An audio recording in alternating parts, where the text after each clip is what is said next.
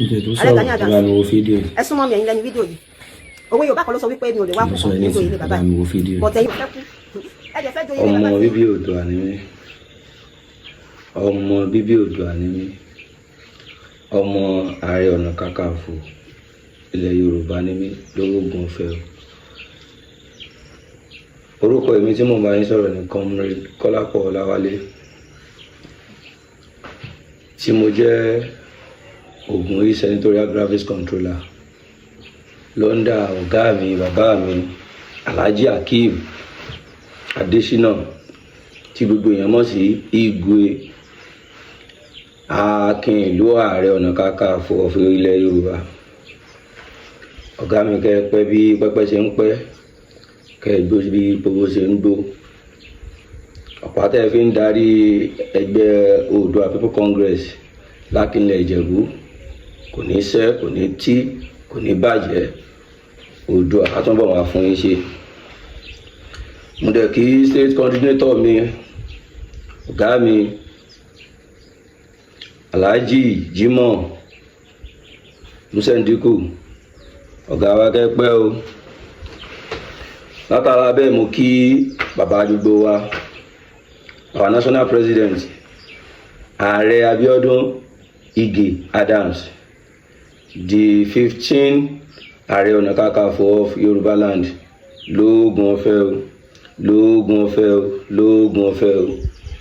bàbá kẹ́pẹ́ ẹ kú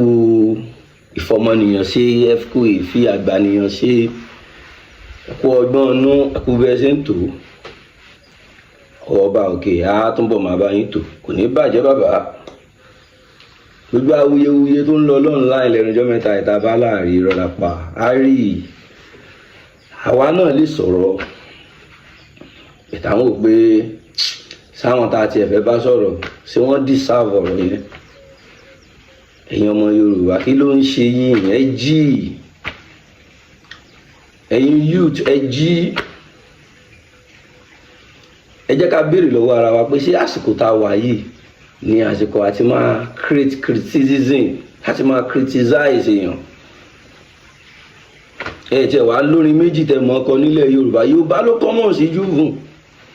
àwọn Ìgbò wọn wà supportive wọn máa ń support ara wọn lójú Ìgbò tẹ́ máa rí tó máa Ìgbò ẹgbẹ́ online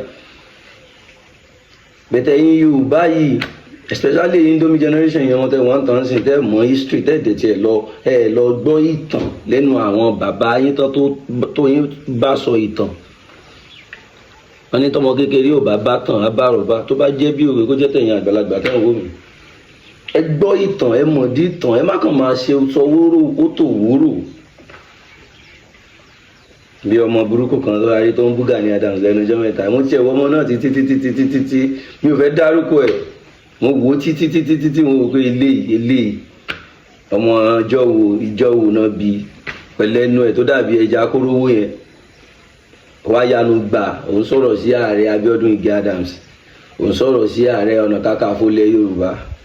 ẹ̀ máa wọ́ndà comment section yìí náà bí tó máa ti ń bú Ààrẹ Gani Adams síbẹ̀ máa wò pé sáwọn eléyìí ṣe Yorùbá dẹ̀ ni wọn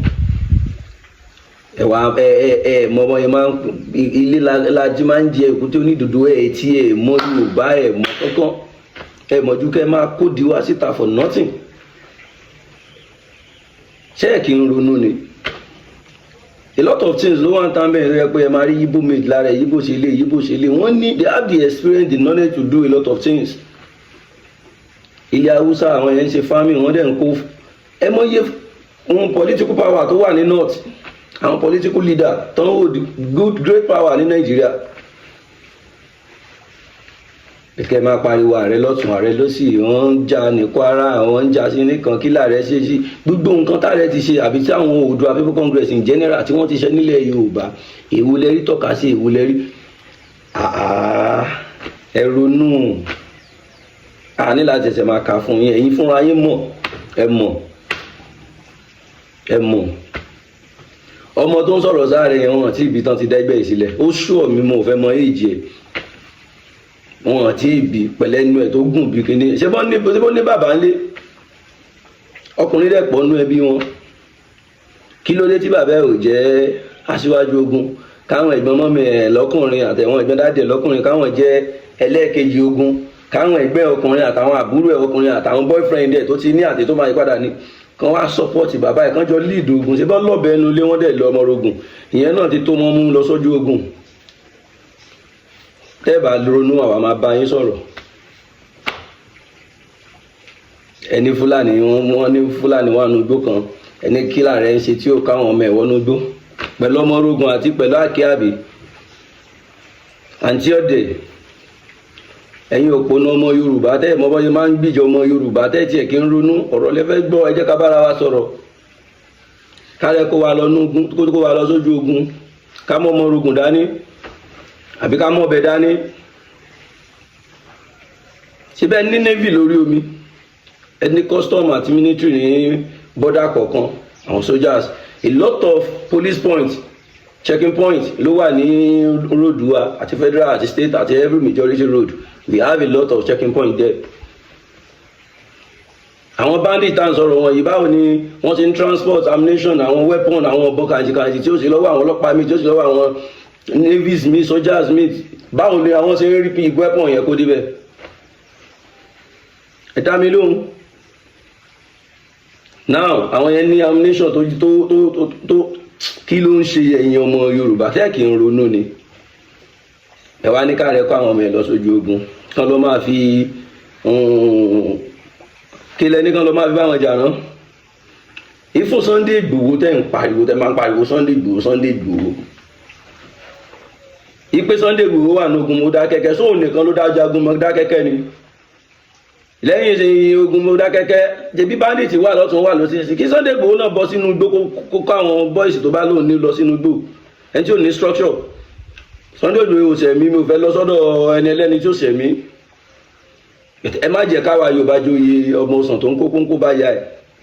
ẹni kọ̀ọ̀kan wa ló ní bàbá ló lẹ́gbọ̀n ló lábúrò tọkùnrin ààrẹ bá Gani Adams òun náà kò kàn dìde díjọ́ kankan gbé fún pé kó wá jẹ oyè ààrẹ kò jíjọ́ kan kó kàn sọ pé òun dẹ́gbẹ́ kan sílẹ̀ ó ní procedure ó ní process bàbá mi àti yín náà lè jì lọ́la kán wọn náà dẹ́gbẹ́ kan sílẹ̀ ládùúgbò wọn kán kọ́yìn àgbọn tàbúrò yín sínú ẹ̀ náà kó lọ́ fà á tí bọ́mọ Yorùbá jọ ní wá ẹ jẹ́ kájọ jà gba ilẹ̀ bàbá wa ẹ má jẹ́ ká joyè ọmọ àlè tó ń fọwọ́ sí ju ilé bàbá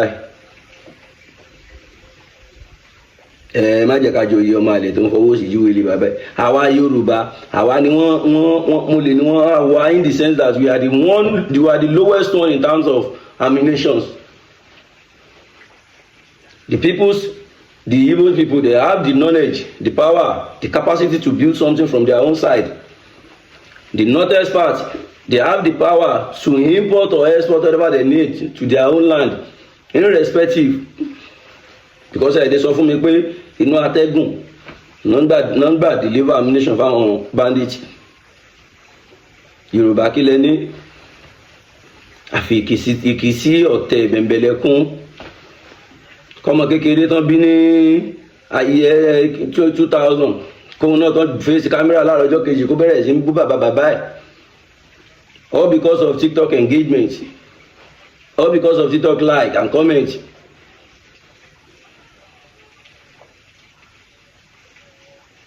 Now o ti rẹ́ engagement nsìn so ó yá lọ fi gbáké.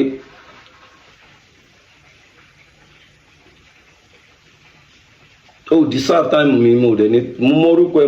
nígbà tí mo lọ wo fídíò yẹn but oh, deserve time mi láti máa dárúkọ ẹ but you are very stupid, sorry to say, and I'm not sorry to say, you are very stupid fún ẹ láti máa gbé ẹnu sókè àbí láti máa gbé sókè sọ̀rọ̀ sí ààrẹ Ìbà Gani Adams.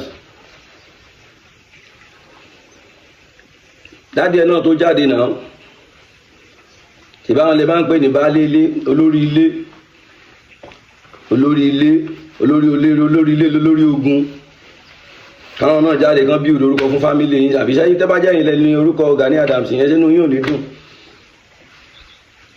Káwọn ọkùnrin àdúgbò yín jáde àtàwọn fámílì yín tẹ join kẹmọ́ ọmọrogùn àti gidá ní kẹlọ fèsì bandit inú igbó. Àwọn máa sọ̀rọ̀ bígbà pé àmọ́ Nigeria government bígbà pé àmọ́ constitution nation tower. ìgbà tí bàbá yẹn lọ sẹ̀wọ̀n ṣé bàbá yín náà tì mọ́lé ìgbà tó wọ́n kó àwọn OPC nígbà tó ẹ̀pọ̀ ará ìlú ni tó yí mọ́ wa lọ́wọ́ tó kó wọn sẹ́wọ̀n ìwónú yín ló protest tó jáde. ìgbà tó di bóòlù yàgò tíjọba ń bá OPC fi gé lójú méjèèjì